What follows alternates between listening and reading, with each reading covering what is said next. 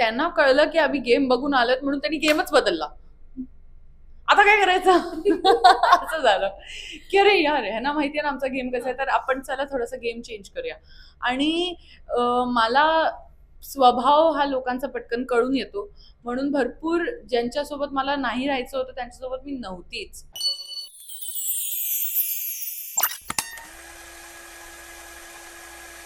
नमस्कार, मी कसुरी सिने चित्रमध्ये तुमच्या सगळ्यांचं स्वागत आहे. खरं तर घरामध्ये एक चुलबुल असं व्यक्तिमत्व बघायला मिळतं संस्कृतीचं. खरं तर संस्कृती तू आल्यापासून ना घरातलं एक वेगळं वातावरण तयार झालं होतं. म्हणजे एक म्हणतात ना की मुलगी येते, थोडी चुलबुली वाटत होती, मज्जा येत होती सगळं बघायला. पण आता तू घराच्या बाहेर आले. खरं तर प्रवास छोटा आहे, पण तुझ्या आठवणी घरात खूप चांगल्या होत्या. घरात जाण्याचा निर्णय हा कसा घेण्यात आला आणि आता बाहेर आलेली आहेस, कुठेतरी असं वाईट वाटतंय का यार, हा प्रवास खूप माझा छोटा होता, अजून मला खूप काही खेळायचं होतं, मला खूप काही बघायचं होतं. आय थिंक खरंच माझ्या जागेवरती कोण पण असेल त्यांना तसंच वाटणार की कितीही हफ्ते आपण त्या घरात असू ते कमीच वाटतात. आणखी मला तर हवंच होतं की मी एंडपर्यंत राहावं तिकडे आणि माझा गेम अजून दाखवावं. पण प्रेक्षकांचं जे मत होतं त्याला मी 100% रिस्पेक्ट करते. कुठे ना कुठे मला असं वाटतं की या सीझनच्या ज्या पदावरती मी गेलेली, म्हणजे मिडमध्ये, जिथे ऑलरेडी खूप सारं एक स्टोरी लाईन चालू होत्या, आणखी ग्रुप गेम झालेला, त्यामुळे कुठे ना कुठे तो माझा डिसएडव्हान्टेज होता, कारण की मी ग्रुप्समध्ये खेळूच नाही शकत. मी इंडिव्हिज्युअली खूप स्ट्रॉंग खेळते, म्हणून तसं झालं की अरे यार, म्हणजे हा सीझन माझा नाहीये असं झालं. पण वाईल्ड कार्ड म्हणून आपण जेव्हा जातो तेव्हा असं होतं की यार आपण आधी सगळ्यांचा गेम बघितलाय, सगळ्यांना बघितलंय, ऑब्झर्वेशन केलंय की कोण कसं खेळतंय, काय खेळतं.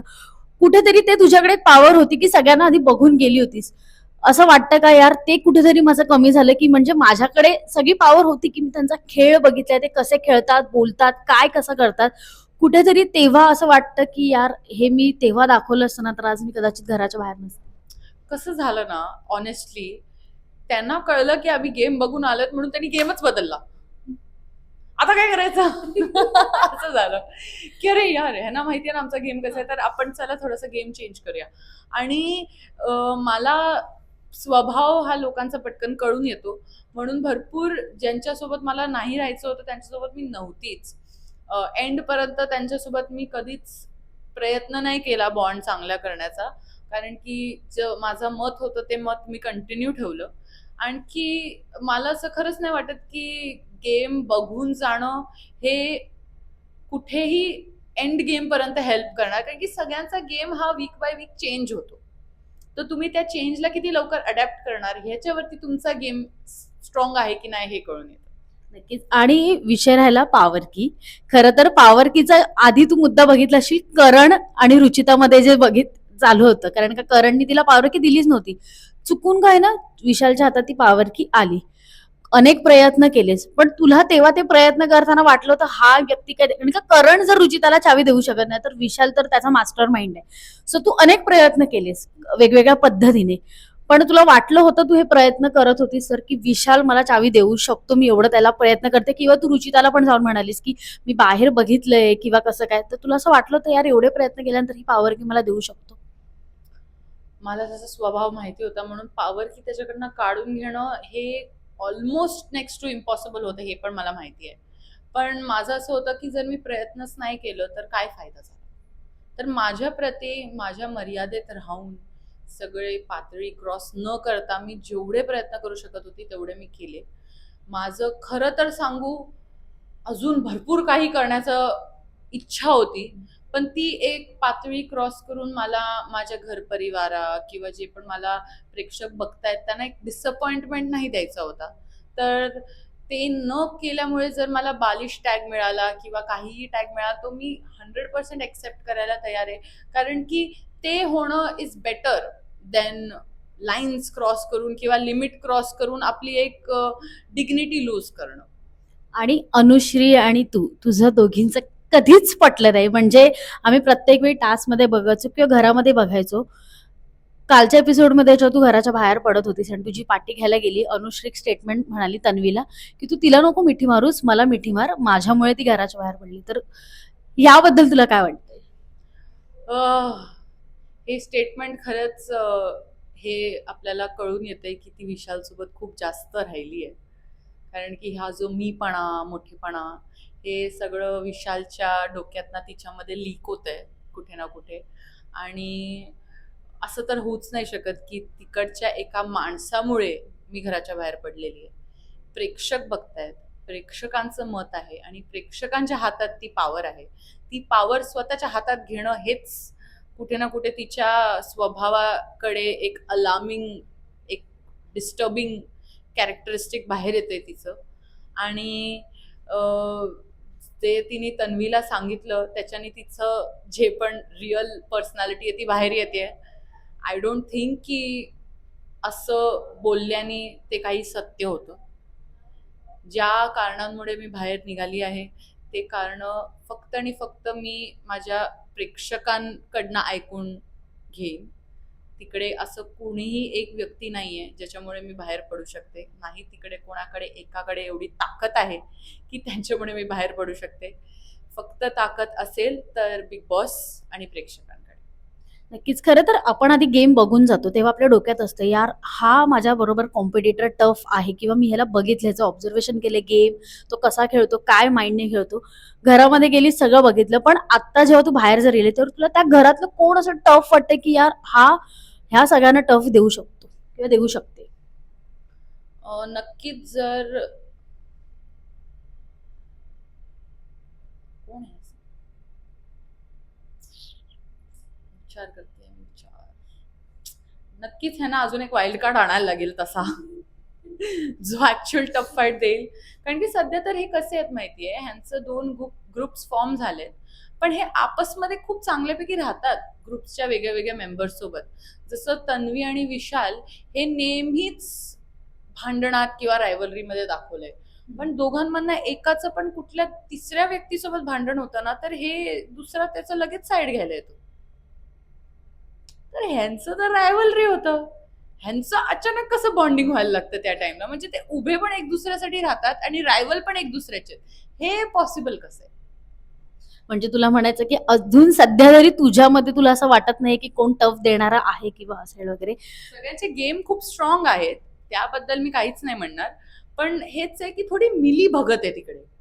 म्हणजे दाखवादाखवीसाठी ग्रुप्स आहेत असे तर सगळ्यांची मिली भगत आहे एक दुसऱ्यासोबत.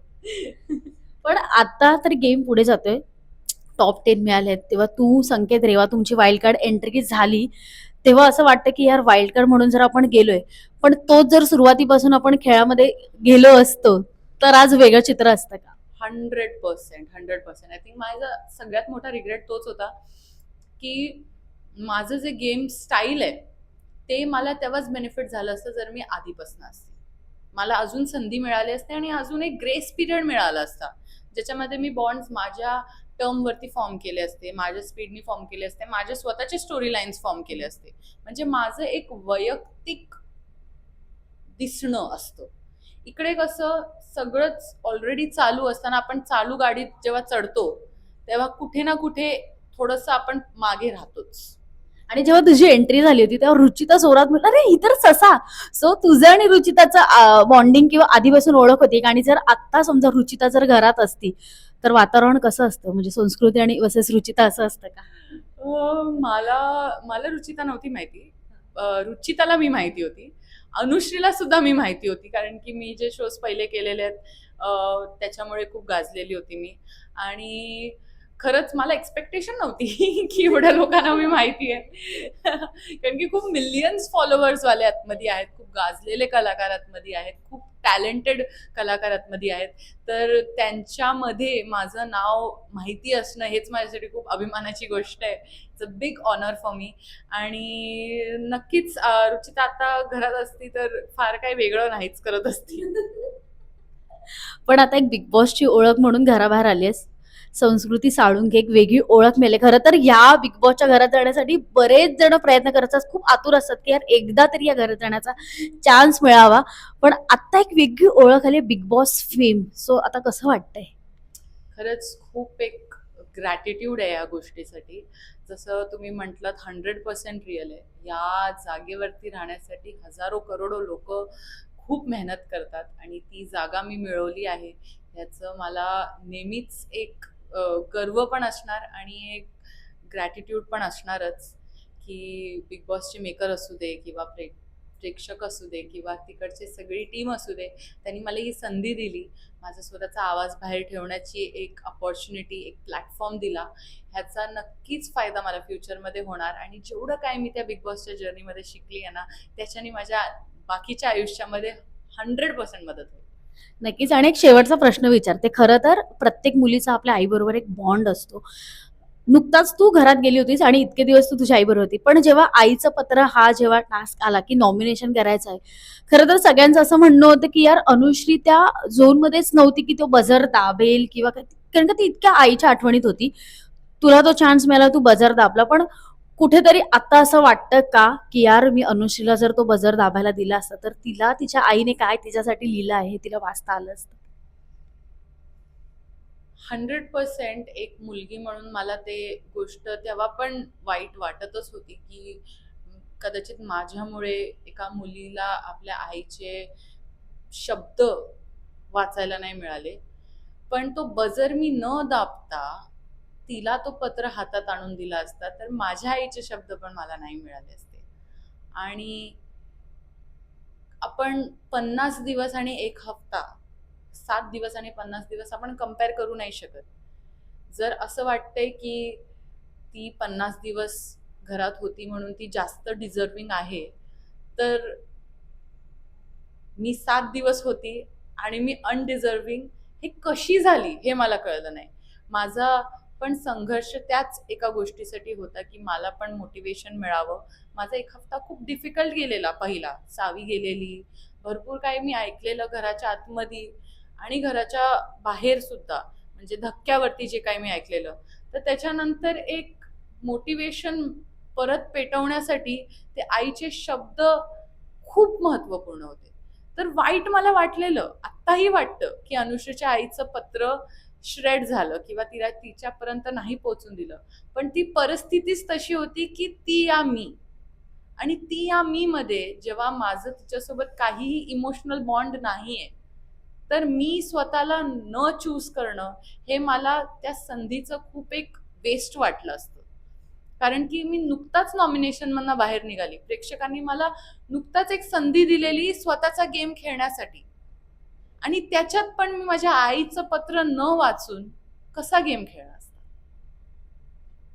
आणि आता संस्कृती कोणाच्या हातात ट्रॉफी बघणार आहे किंवा कोणाच्या हातात ट्रॉफी बघायला आवडणार आहे संस्कृतीला? मला नक्कीच ज्यांनी डे 1 पासून खूप मेहनत केली आहे, ज्यांनी कन्सिस्टन्सी दाखवली आहे, त्यांना ट्रॉफी हातात पकडताना बघायला खूप आवडेल. सध्या तरी माझे टॉप 3चे नावं वरती खालती होत राहतात. पण जसं तन्वीनी म्हटलंय की एक मुलगी ट्रॉफी उचलेल सीझन 6चं, हे ऐकायला खूप छान वाटतं. मला पण खूप छान वाटतं. पण नक्कीच एक डिझर्विंग माणूस ती ट्रॉफी उचलावी अशी माझी इच्छा आहे. कोण आहे पण तो? तुझ्या मते कोण असावा किंवा कोण असेल? सगळ्यांचे गेम चेंज होत राहतात दिवसभर, तर माझे नावही त्याच्यामुळे चेंज होत राहतात. पण जर मी प्रामाणिकपणे म्हणेन तर आत्तापर्यंत जेवढी मी जर्नी बघितली आहे त्या जर्नीच्या अकॉर्डिंग तन्वी किंवा आरबीनी नक्कीच ट्रॉफी उचलावी अशी माझी इच्छा आहे. आणि जे प्रेक्षकांनी तुला प्रेम केले त्या प्रेक्षकांना तुला जाता आता काय सांगाल? आणि संस्कृती आम्हाला इथून पुढे कोणत्या नवीन प्लॅटफॉर्मवर बघायला मिळणार आहे? Oh my God, thank you so much everyone. जेवढं मला प्रेम आणि सपोर्ट दिला आहे, एवढं खंबीरपणे तुम्ही माझ्या पाठी होतात. मी नेहमीच आपले डिसिजन्स फर्म तरीकेने ठेवलेले आहेत आणि त्याच्यासाठी तुम्ही जो मला सपोर्ट केला त्याच्यासाठी ह्याच्यानंतर सुद्धा तुम्ही मला पाहत राहणार वेगळ्या रूपात. या बिग बॉसच्या जर्नीमध्ये तुम्ही माझं एक स्ट्रॉंग आणि एक हळवेपणाचं साईड पण तुम्ही बघितलं. पण ह्याच्यानंतर नक्कीच तुम्ही मला जे बदल मला घडवायचे आहेत, जे रिफॉर्म्स मला आणायचे, जे लोकांची मदत मला करायची, ते करताना तुम्ही मला नक्की बघाल आणि ते बघून मला खूप खूप आनंद वाटेल आणि तुम्ही माझा असंच सपोर्ट करत राहाल याची मला खात्री आहे. थँक्यू सो मच आणि पुढील वाटचालीसाठी तुला खूप साऱ्या शुभेच्छा. थँक्यू.